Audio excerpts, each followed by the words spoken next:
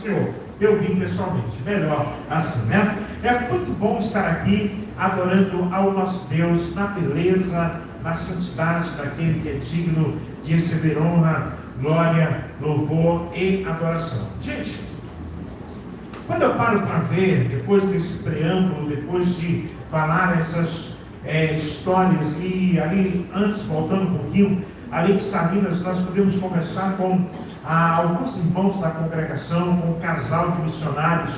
O trabalho avança em Salinas, os irmãos estão começando a despontar dentro de um grande projeto, o qual nós temos para alcançar aquela cidade.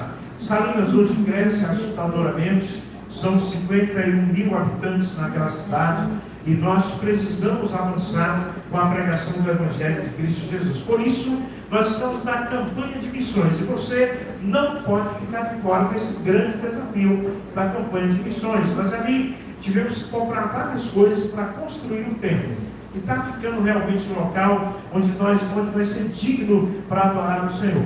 O templo de Salinas vai terminar ficando mais bonito do que o templo da Igreja Mãe, né? E nós agradecemos a Deus por esse momento, por tudo que Ele está fazendo, e sabemos que Deus tem um grande projeto para realizar na cidade de Salinas, através da Igreja Batista do Farol, que é a congregação da nossa igreja que recebeu esse nome. Por quê? Ela está no bairro bem próximo do Farol, em Salinas, e nada melhor do que a igreja se identificar com a realidade do bairro. Portanto, nós adoramos ao Senhor, juntamente com os irmãos ali, para engrandecer o nome do nosso Deus, tá? Sem mais delongas, eu quero pensar hoje à noite com vocês sobre duas coisas. E a primeira coisa que eu quero pensar com você é sobre o tempo aceitável para o arrependimento. Eu estava observando a Bíblia, eu estava pensando na Bíblia, e durante esses dias em Salinas, eu estava olhando, conversando com Deus ali, naquele momento, e deparei-me com algumas coisas relacionadas ao amor de Deus, ao tempo de Deus. Algum momento eu parei para ver os noticiários na internet, eu estava perguntando para Deus, Senhor, o que está acontecendo com o nosso mundo? Aí eu encontrei a resposta de Deus, quando Ele vai colocar para nós e vai dizer que o mundo está gemendo, a terra está gemendo com dores terríveis. E quando nós observamos isso, observamos ali o Nepal sendo destruído pela fúria do homem, observamos a França sendo destruída pela fúria do homem, e nós viemos até o Brasil, e não muito longe o Brasil também entrará e já está no mesmo processo. A terra geme, o povo clama, e a igreja precisa adorar o Senhor, invocar o Senhor, para que Ele tenha misericórdia do nosso povo, misericórdia das nossas vidas. E aí o texto de 2 aos Coríntios, no capítulo 6, no versículo 1 ao versículo 2, ele diz assim: e nós, cooperando também com Ele, vos exortamos, e que não recebais a graça de Deus em vão. Porque diz: ouviste em tempo aceitável, e socorriste no dia da salvação. Eis agora o tempo aceitável, eis aqui agora o dia da salvação. Primeiro ponto que eu quero destacar com vocês é exatamente isso: o tempo aceitável para o arrependimento do homem. Há momentos, meus amados irmãos queridos, momentos decisíveis na vida espiritual do homem.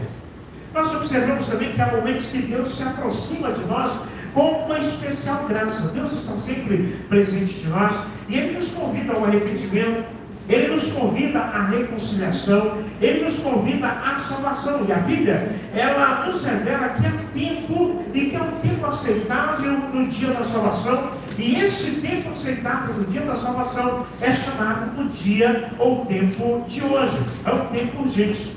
O apóstolo Paulo, então, ele escreve aos Coríntios, e ele fala desse tempo, de um tempo distante. Aliás, ele não fala de um tempo distante. Paulo, escrevendo já aos Coríntios, ele não vai mencionar, ele não vai dizer ali de um tempo que estava distante. Paulo vai falar do tempo presente. Paulo vai dizer que aquele tempo era agora. E nós observamos que muitas vezes nós temos negligenciado esse tempo, achando que ele está muito distante. Mas o tempo de buscarmos ao Senhor é o tempo de hoje. É uma urgência. E a urgência dessa resposta nós precisamos ter. Quando eu observei aqui, 2 Coríntios capítulo 6, versículo 12, aliás, versículo 2, eu encontrei o significado do tempo aceitável. Ele começa dizendo: ouviste em tempo aceitável e socorriste no dia da salvação. Quando eu olho para isso aqui, eu vejo que Deus, em sua soberania, Deus estabelece tempos e estações. E aí eu me deparei com Eclesiastes capítulo 3. Ele diz que há tempo para todas as coisas. Na Eclesiastes capítulo 3, o tempo aceitável é aquele que o Espírito Santo fala ao coração do pecador e oferece graça. O tempo aceitável é aquele que o ser humano não tem o seu próprio tempo, mas ele observa o tempo de Deus, o momento oportuno, a visitação do Espírito Santo do Senhor. E aí nós começamos a observar ali, e eu fui andando um pouquinho na Bíblia, cheguei no Evangelho de Lucas, no capítulo 19, e aí andei um pouco mais, chegando ao versículo 44, eu encontro ali quando ele diz que Jesus chora sobre Jerusalém. E Jesus está agora entrando em Jerusalém, e ele chora sobre aquilo, e ele reconhece, porque Jerusalém não reconhecia o tempo da visitação de Deus. Eu posso imaginar Jesus olhando para o Brasil. Eu posso imaginar Jesus visitando as nossas casas. E eu posso imaginar Jesus então chorando, porque muitos de nós não estamos observando o tempo da visitação de Deus. E Lucas capítulo 19, no versículo 44, ele vai ligar lá com Provérbios no Velho Testamento, no capítulo 1, versículo 24 até o versículo 28, quando ele vai dizer que o tempo em que Deus chama é o tempo que está se rejeitando. E esse tempo rejeitado, ele corre o risco de não se repetir. Então muitas vezes nós rejeitamos o tempo, e esse tempo de Deus pode não ter oportunidade para nós recebermos novamente. Quando nós ainda percorremos o versículo, nós vamos ver a responsabilidade diante da graça recebida. A parte B do versículo 1 do capítulo 6 de 2 Coríntios, ele diz: vos exortamos a que não recebais a graça de Deus em vão. E aqui nós observamos que a graça é um dom gratuito. E aí Paulo vai dizer aos Efésios que a graça é um dom gratuito de Deus, a salvação é um dom gratuito de Deus. Mas esse dom gratuito de Deus, ele não deve de maneira nenhuma ser desprezado. E nós observamos que muitos recebem a mensagem do Evangelho, muitos recebem a mensagem de Cristo, mas o coração continua endurecido. Por exemplo, em Atos capítulo 24, versículo 25, eu encontro um camarada ali chamado Félix. E o Félix, então, ele tremeu diante da pregação de Pedro, ou de Paulo. Ele estava ali, e a história ali de Atos mostra que Félix tremeu quando Paulo pregava. Mas Félix endureceu o seu coração. Ele não deu crédito à palavra que estava mexendo com ele. Mas eu encontro também um outro camarada, lá no Evangelho de Marcos, no capítulo 6, no versículo 20, um camarada chamado Herodes. Sabe o que a história diz? Herodes gostava de ouvir a mensagem de João Batista.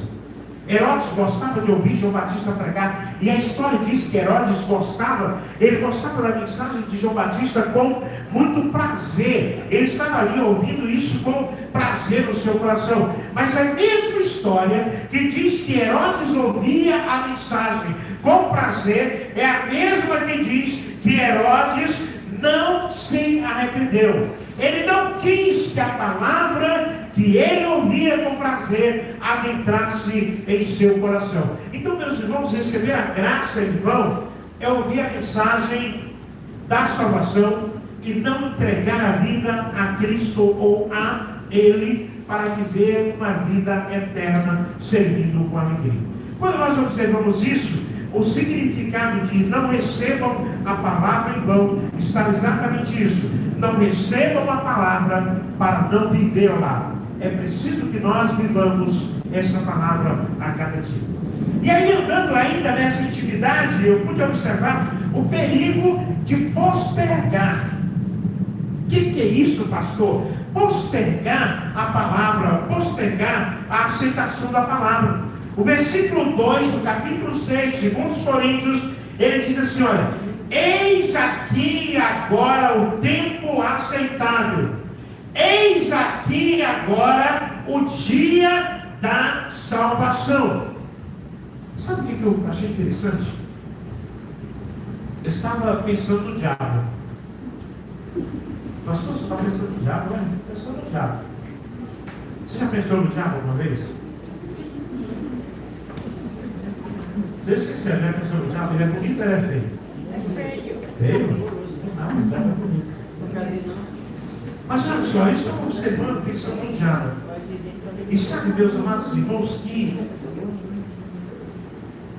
o maior engano do diabo para o homem é que o homem negue a necessidade de arrependimento.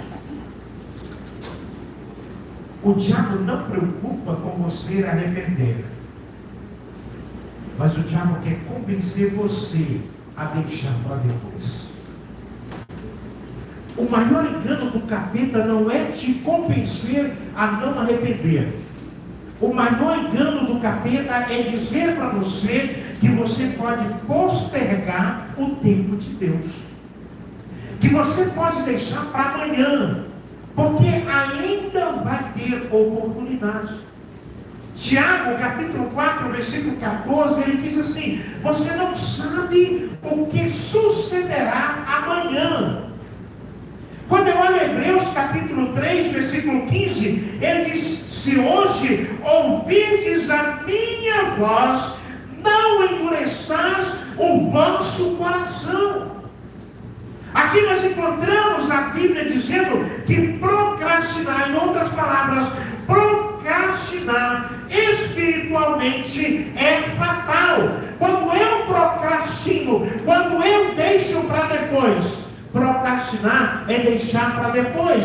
Quando eu vou deixando para depois, há um grande perigo em eu não ter a oportunidade para tomar a minha decisão e estar do lado de Cristo. Quando eu deixo para depois, eu posso chegar no final e não ter oportunidade no tempo de Deus. Aqui tem três coisas para nós pensarmos. Primeiro, para os crentes.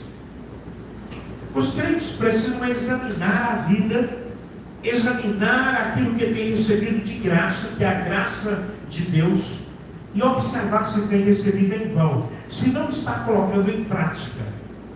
A outra coisa que eu encontrei aqui é para os não convertidos. Ele diz que não esperar por uma ocasião mais favorável. Não existe tempo mais adequado para eu viver do que o dia de hoje. O momento que Deus está nos dando, o momento agora. E a outra coisa é para todos nós. O Evangelho não é apenas informação, o Evangelho é transformação. Se eu estou em uma igreja que o Evangelho não me transforma, é porque eu não estou entendendo o verdadeiro Evangelho. Eu estava sentado agora há pouco aqui, cantando com vocês. Eu estava dizendo: meu Deus, que som celestial. Eu estava com os meus olhos fechados, a igreja cantando lindérrimo, um som tranquilo, não precisando de barulhos, gritos e alaridos, a bateria não ensurdecendo o meu ouvido, mas tocando com tons adequados, o violão levando-me a refletir no som da minha própria vida, as vozes das meninas e do Flávio e do Felipe, levando-me a glorificar o nome de Deus, vocês cantando, imaginando agora estar na presença do Senhor, na mansão celestial. Que coisa fantástica! O tempo de hoje é o tempo de Deus. Esse primeiro ponto que eu quero pensar com vocês, eu estou terminando, eu quero dizer que Deus te oferece um tempo aceitável agora. Você assumir um compromisso verdadeiramente compromissado com Ele. Um compromisso de uma verdadeira integridade. Um compromisso de dizer: eis-me aqui, Senhor. Nada mais me vale a não ser servir ao Senhor. Você que está do outro lado, você que está lá na nossa live, pensa nisso também. Analisa a tua vida como tu estás vivendo. Mas a segunda coisa que eu quero trazer para nós hoje à noite é que a bondade de Deus me conduz ao arrependimento. A bondade de Deus me conduz ao arrependimento. E eu vou lá para Romanos, no capítulo 2, versículo 4. Ou desprezas tu as riquezas da sua bondade e paciência e longanimidade, ignorando que a bondade de Deus te leva ao arrependimento? Olha a pergunta que está no texto. Ou desprezas tu as riquezas da sua bondade e paciência e longanimidade, ignorando que a bondade de Deus te leva ao arrependimento? Nós vivemos, meus amados irmãos, aqui no segundo ponto da mensagem, nós vivemos um tempo em que muitos têm uma visão distorcida do caráter de Deus. Eu estava conversando, um pastor de uma igreja em Salinas mandou um recado para mim, e aquele pastor, eu já pude conversar com ele, ele disse: eu preciso conversar com o pastor da sua igreja. Mandou um recado por um membro da igreja, e ele disse: eu estou precisando realmente conversar. E eu disse: eu marquei para na próxima semana, na próxima ida, conversarmos. E aquele pastor está vivendo um tempo onde ele está lutando contra o caráter de Deus. Olha só que situação. Alguns vivem ou veem como um juiz severo, vê Deus como aquele cara brutão, vê Deus como aquele cara que é irado por todas as coisas. Outros veem um Deus passivo, um Deus indulgente. Paulo, então, apóstolo, ele, em sua carta escrita aos Romanos, Paulo vai revelar algo surpreendente, ou seja, vai revelar algo surpreendente.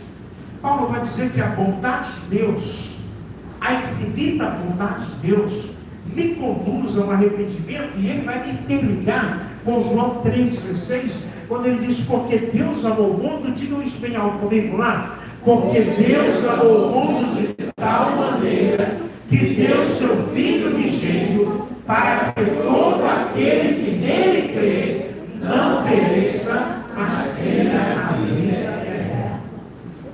Essa afirmação é muito profunda. Ela mostra que o caminho da salvação não começa com medo do inferno. O caminho da salvação não começa porque eu tenho medo do inferno, mas ele começa com a revelação da bondade de Deus, que se estende ou que atende ou estende a sua mão aos pecadores. Então, o processo da salvação, ele não começa com medo de ir para o inferno. Sabe o diabo? Aquele cara bem feio e bonito ao mesmo tempo. Aquele que vai te ludibriar coisas bobas da vida.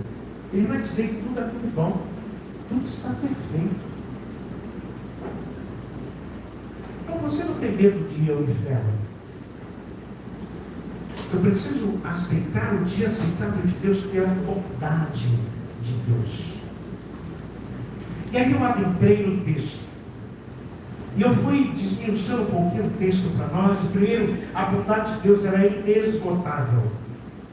Começa o texto dizendo: ou despreza tu as riquezas da sua bondade.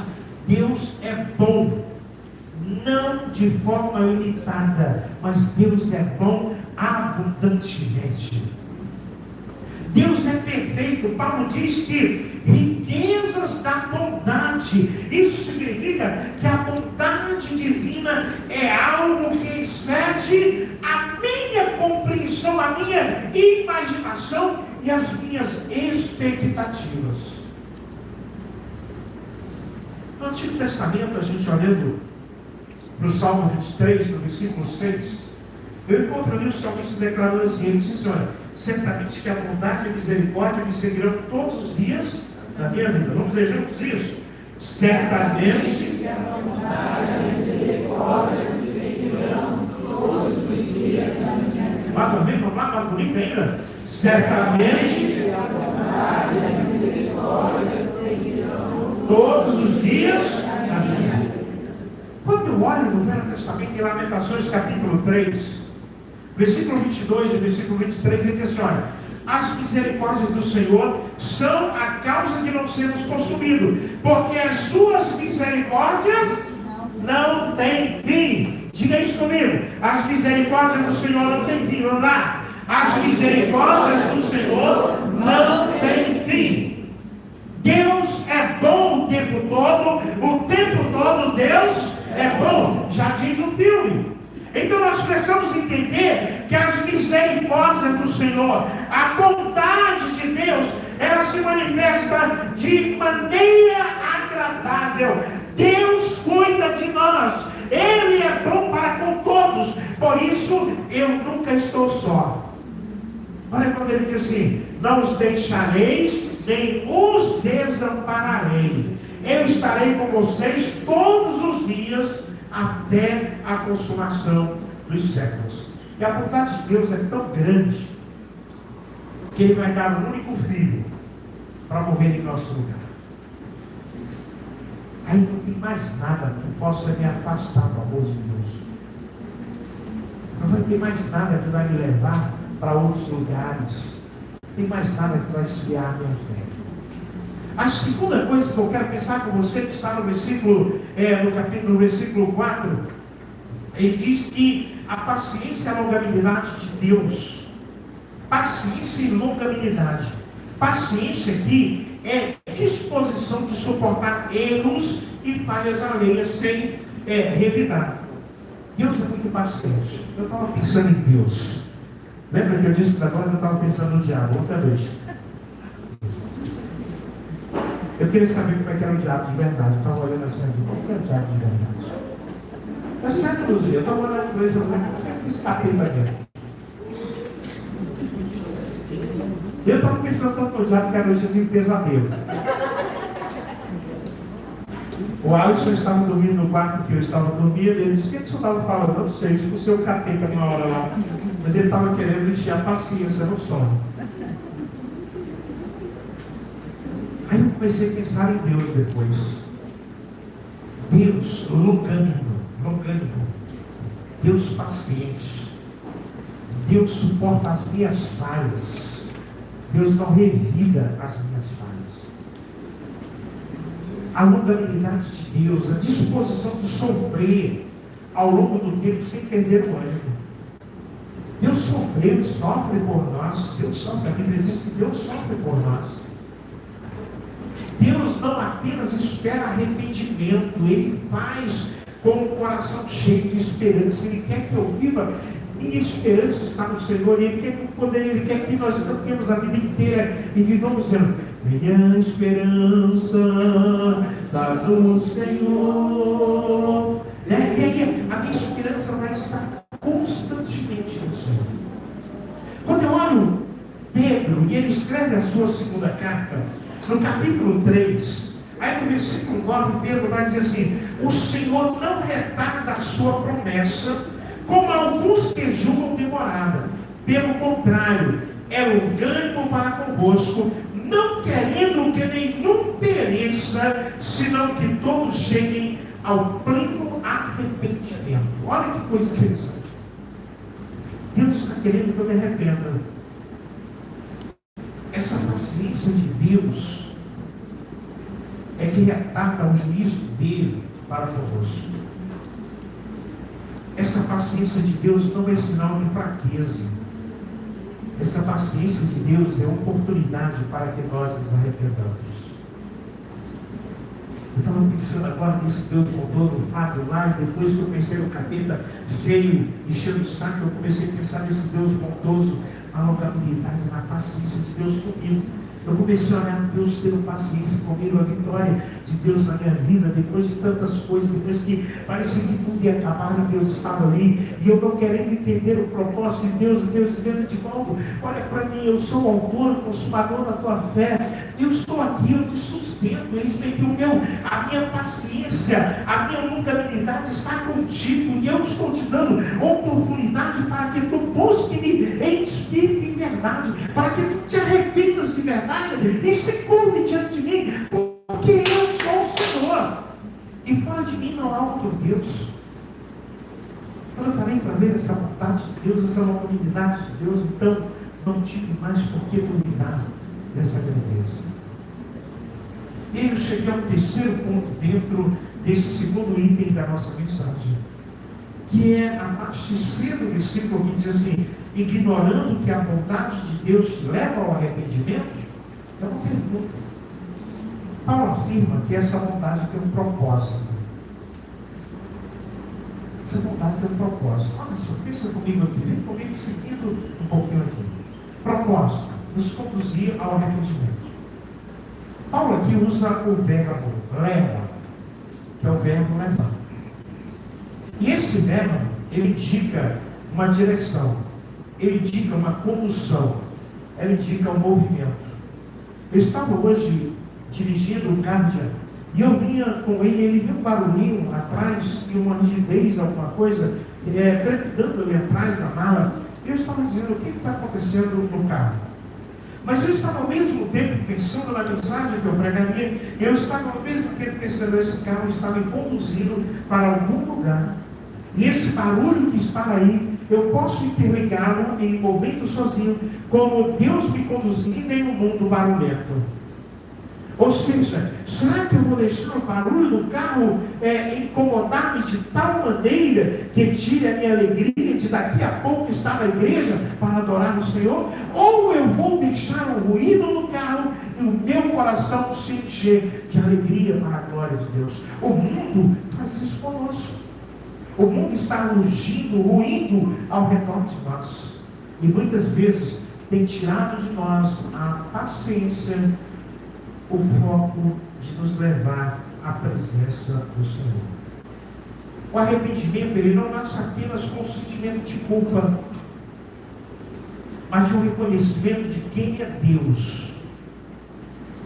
E quando eu compreendo que a graça e a misericórdia que Deus me ofereceu, leva-me a ter um coração quebrantado e contrito, eu vou começar a compreender o grande propósito de Deus na minha vida. Você já parou para ver o propósito de Deus em sua vida? Quando nós estávamos estudando a mente de Cristo na casa da Luzia, na casa da nossa irmã Carla, na casa do irmão Toizinho, da irmã Luzia também, nós observávamos ali exatamente o propósito de Deus. O que Deus está querendo fazer nas nossas mentes através da mente de Cristo. O que Deus está querendo fazer em nossas vidas através desses encontros. E naquele período, frases da Luzia, ela dizia, o senhor, no dia que o senhor falou do livro, para mim o senhor disse que esse livro mudaria a nossa vida. E eu duvidei. Em outras palavras, o senhor é mentiroso. Não é isso que a Luzia falou. Mas ela disse, ao entender Deus, nós percebemos a mudança de Deus. O diabo não fica satisfeito com isso. E ele tem que pedir o desenvolvimento da mudança de Deus em nossas vidas. Um exemplo bem claro é do filho pródigo. Está em Lucas capítulo 15. E essa história ele diz que aquele menino reconheceu que mesmo após tudo que ele havia feito, ele ainda poderia encontrar um acolhimento na casa do pai. Ele reconheceu que ele tinha toda a certeza de que ele poderia voltar. Sabe o que Deus está fazendo conosco hoje? É exatamente isso. Ele está trazendo-nos a entender esse novo propósito de vida para conosco, na sua igreja, servindo ao Senhor, vencendo os obstáculos da vida. E eu vou concluir já a mensagem dizendo que eu queria que você pensasse em 3 coisas básicas. Primeiro, valorize a bondade de Deus. E eu queria que você dissesse isso com toda a convicção. Eu vou valorizar a vontade de Deus para comigo. No seu coração, não precisa repetir a frase. Eu vou valorizar a vontade de Deus para comigo. A outra coisa que eu queria que você saísse daqui pensando era que você não confunda o que é paciência com provação. Paciência, o fato de Deus estar calado não significa que Ele está aprovando o nosso pecado. Deus está calado não significa que Ele está aprovando o pecado. Pelo contrário, Ele está nos dando tempo para arrependimento. Deus está calado muitas vezes. Você está clamando, Senhor, tem misericórdia de mim. Deus está quieto. Você do outro lado na live, você tem clamado também, você tem dito isso, tem misericórdia de mim. Deus está quieto. Mas Deus está querendo levá-lo ao arrependimento. Por último, eu preciso que você saia daqui dizendo, Senhor, permita-me, para que eu permita que o Senhor me conduza. Deixe o Espírito Santo trabalhar no seu coração. Mostre onde é preciso, deixe que Ele trabalhe no seu coração e mostre onde é preciso mudança. Diga para você mesmo, Senhor, permita-me deixar com que o Espírito Santo me conduza. Uma mudança na minha vida. Eu estou querendo duas coisas na vida, e eu disse para a Celi, eu cheguei hoje, eu compartilhei. Primeiro eu disse para os irmãos que essa casa será minha. O camarada comprou e está construindo, porque Deus vai me dar ela completa, no tempo dele. É no tempo dele. Pode demorar 1 ano, 2 anos, 3 anos, 10 anos, ela vai ser minha antes de eu morrer. Ela vai ser minha. É no tempo de Deus. O cara vai reformar para mim. Porque Deus não dá nada completo. Não estou dizendo para vocês o dia e nem o ano. Eu estou dizendo que ela será minha. Para a glória de Deus. E tem outra coisa que estava acontecendo. Eu estava lá em Salinas e a Rangel ligou e nós conversando. Ela disse, pai, o pessoal está levantando um muro bem alto ali na frente. Eu falei, amém. Eu cheguei em casa hoje, ela disse, conversando um pouquinho, e eu disse para ela, sabe que eu não estou preocupado com a casa que estão reformando? Porque Deus fez a promessa no tempo dele. Por que eu vou ficar ansioso? Por que eu vou ficar desesperado? É o tempo de Deus. Eu nunca pensei em ser dono de uma casa em Salinas. Deus deu. Onde é a casa do Senhor. Deus deu essa casa e hoje é a casa do Senhor. Deus deu uma casa em Salinas onde é a casa do Senhor. Deus deu essa casa de esquina porque é a casa do Senhor. Deus deu uma casa em Salinas de esquina porque é a casa do Senhor. Deixe Deus conduzir-nos. E por último, eu quero que você compartilhe a vontade de Deus. Hoje, quando começou o culto, o Fábio fez uma coisa que nunca foi feita aqui na igreja, eu não me lembro. Quando ele diz, pega o seu celular, mande uma mensagem para alguém. Compartilhe a vontade de Deus. Bondade e misericórdia certamente me seguirão todos os dias da minha vida. Meus queridos irmãos, é tão bom servir ao Senhor. É tão bom adorar o Senhor. Sabe, eu termino usando a frase que eu ouvi do Alex quando ele chegou lá em Salinas.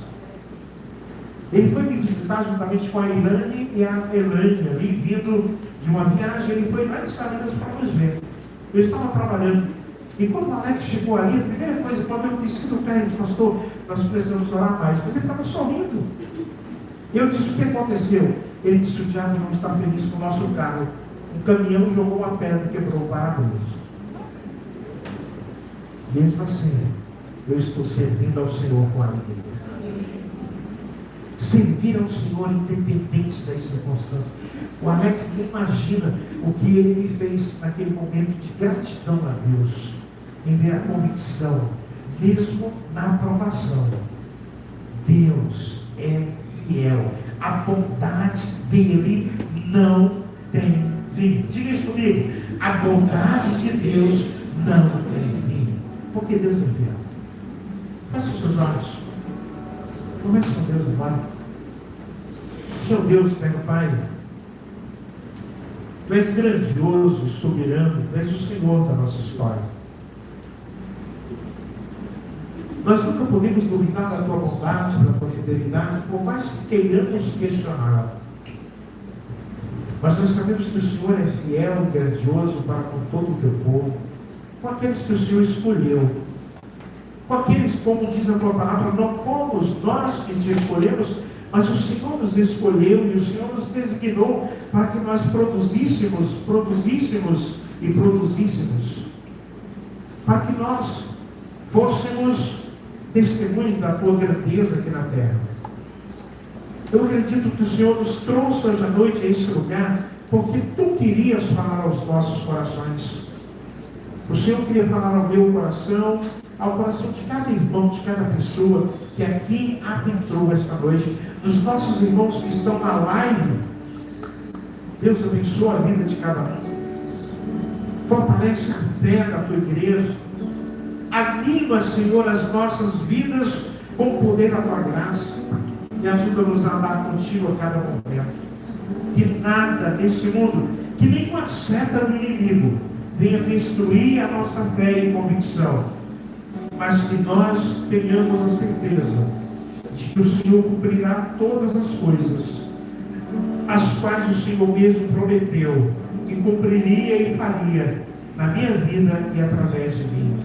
Na vida da tua igreja, na vida de cada família, na vida de cada pessoa. Ajuda-nos a andar contigo, Senhor. Ajuda-nos a estar na tua presença. Abençoa os meus irmãos que estão na live. Abençoa os enfermos. Nós lembramos da Sônia, restaura a vida dela. Lembramos da Sueli, restaura a vida, a saúde das suas filhas. Restaura a saúde daqueles que estão enfermos, onde quer que esteja, Senhor. Visita-os cada um. Se for saúde física, vai ao encontro. Se for espiritual, Senhor, quebranta ainda essa noite. Quebranta, para que haja disposição de te buscar acima de todas as coisas em primeiro lugar. Obrigado, Deus, por tudo. Nós assim oramos, agradecidos, em nome de Jesus.